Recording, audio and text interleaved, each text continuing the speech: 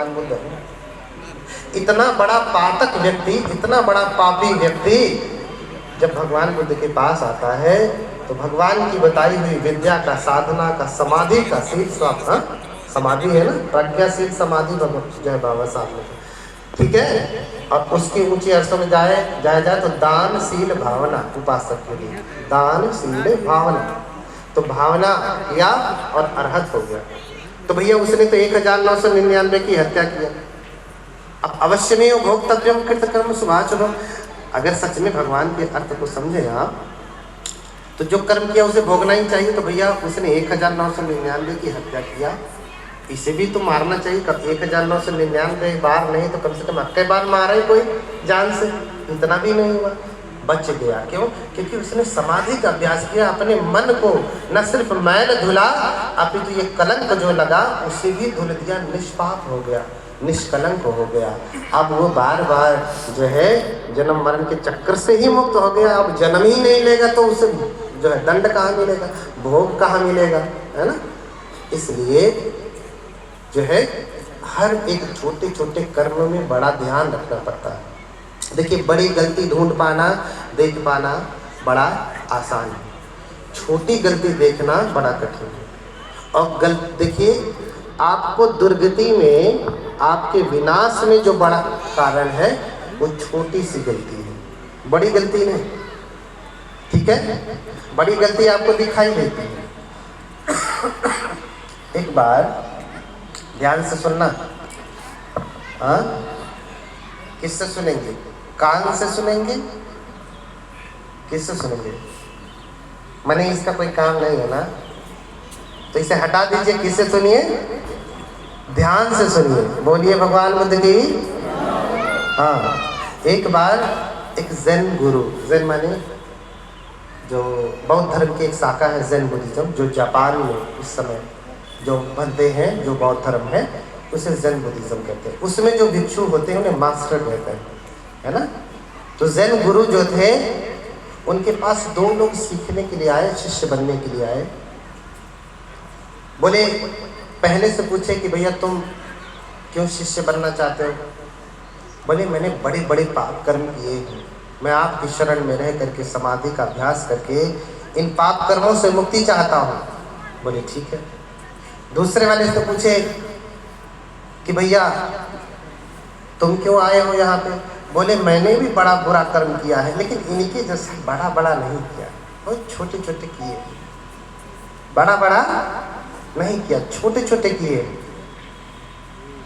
तो दोनों को बोले अच्छा ठीक है, छोटे छोटे पाप कर्म किए हैं, मैं सोच रहा हूँ कि छोटे छोटे हैं, मैं आपके शरण में आया हूँ, जल्दी धुल जाएंगे, मैं निष्पाप हो जाऊँगा, समाधि का अभ्यास करूँगा तो मेरे कलंक धुल जाएंगे, मेरे मैल धुल जाएंगे।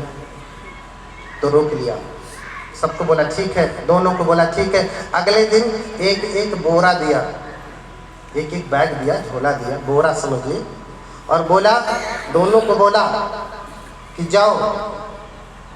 पहले वाले से कहा तुमने बड़ा बड़ा पाप कर्म किया है ना, तो तुम्हें लगता है कि कितना बड़ा पाप कर्म किया, इतना बड़ा इतना बड़ा इतना बड़ा, जितना बड़ा समझ सकते हो उतने बड़े बड़े पत्थर भर के लाओ इसमें बोरे में। और तुम्हें लगता है ना कि तुमने छोटे छोटे किए, तो तुम्हें लगता है कि जितने छोटे छोटे तुमने पाप कर्म किए हैं उतने छोटे छोटे इसमें कंकड़ भर के लाओ। बोला, मैंने तो बड़े छोटे छोटे किए, बालू के कण के जैसे। तो बोले जाओ लेकर के आओ, जितना छोटा समझते हो उतना छोटा लेकर के आना। एक को एक बोरा पकड़ा दिया, दूसरे को दूसरा बोरा पकड़ा दिया। बड़ा वाला सोचा, अरे मैं तो बड़ा हत्यारा हूँ, बड़ा पापी हूँ, हाँ मैं बहुत बुरा कर्म किया हूँ, व्यभिचारी हूँ। इतना बड़ा बड़ा वो जो है पत्थर बोरे में भर करके 5-10 लेकर के आया। एक बोरे में कितना आएगा इतना बड़ा? 5-10 पत्थर भर के लाया। और दूसरा, अरे मैं इतना बड़ा पापी थोड़ी हूँ, छोटे छोटे बालू के कण ऐसे ऐसे करके भर लाया। एक बोरा बालू भर लाया, मोटा वाला बजरी समझिए ना, जैसे आप छान देते हैं बालू, तो छानने के बाद जो बचता है ना वही वाला समझिए, लाल वाला बालू जब छानते हैं ना तो जो बचता है उतना बड़ा बड़ा। अब बोरा भर लाया, दोनों भर के लाए, लीजिए गुरुदेव हम लोग भर लाए। तो गुरुदेव तो पहले देख के मुस्कुराते हैं, कहते अच्छा ठीक है, अब जहाँ से भर के लाए थे वहीं ले जाओ, उसी जहाँ से भर के लाए हो झील के पास से, उसी झील में ले जाओ फेंकाओ। दोनों गए फेंक आए, फिर आ गए, अच्छा फेंक आए। तो एक जो है बौद्धों के जैन संप्रदाय में गुरु एक शब्द जो कहता है उसमें कोई इफ बट नहीं करता, जैसा कहता है वैसा ही उसको शब्द सा करना ही होता है। अगर इफ बट करना है तो जाओ तुम अपने यहाँ करो, है ना, ना ही नुकी करना है तो जाओ, अच्छा अभी तो मंगवाए थे फिर क्यों फेंकवा दिए, ऐसा नहीं। बोले जाओ फेंकाओ, फेंकाए, बोरा लेके आ गए खाली खाली। बोले अच्छा अब जाओ जहाँ फेंके हो अपने अपने पत्थर, जो जो फेंके हो वही वही उठा करके लाओ। समझ रहे हैं? जो जो फेंके हो तुम दोनों वही वही उठा करके ले आओ।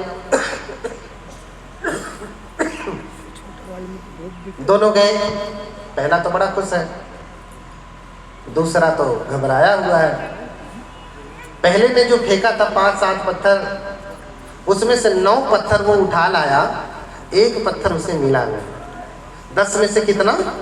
9 पत्थर उसको मिल गए जहाँ जहाँ फेंका था। चूंकि बड़े बड़े थे, जहाँ फेंका वहीं दिखाई दे रहे हैं, यहीं फेंका वहीं पड़ा रहेगा, दिखाई दे रहे हैं, और पत्थर उठा लाया। दूसरा सोच रहा भैया कहाँ फेंका, और जो फेंका उसमें से आधे बह गए। अब उन्हें कैसे ढूंढेंगे जो बह गए? जन्मों लग जाएंगे ढूंढने में, ठीक है। तो एक बोरा भर के लेकर के आता है, एक अपने बोरे में कुछ नहीं लेकर के, उसे समझ में ही नहीं आ रहा कि इसे भी उठाऊं तो क्या पहचान कि छोटा वाला मेरा ही था जो मैंने फेंका था। एक भर के लाता है, एक खाली बोरा से आता है, फिर उसको गुरु समझाते हैं।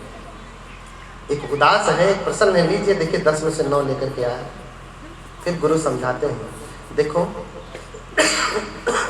बड़े बड़े जो बुरे कर्म है ना, वो तुम्हें दिखाई देंगे, तुम्हें ही नहीं सारे संसार को दिखाई देंगे। अरे ये तो बड़ा बेबिचारी है, दूसरी की बहन बेटी है तो प्रोफेसर, लेकिन देखो बच्चों के साथ हमेशा इसकी नज़र ऐसे ही रहती है।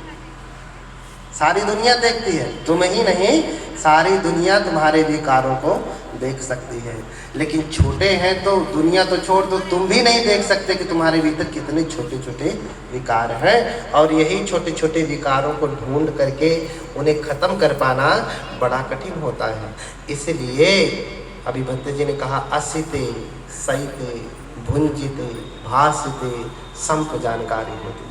खड़े हैं, बैठे हैं, हाँ, सोए हैं, खा रहे हैं, कुछ भी कर रहे हैं, बात कर रहे हैं, लेकिन होश रखिए।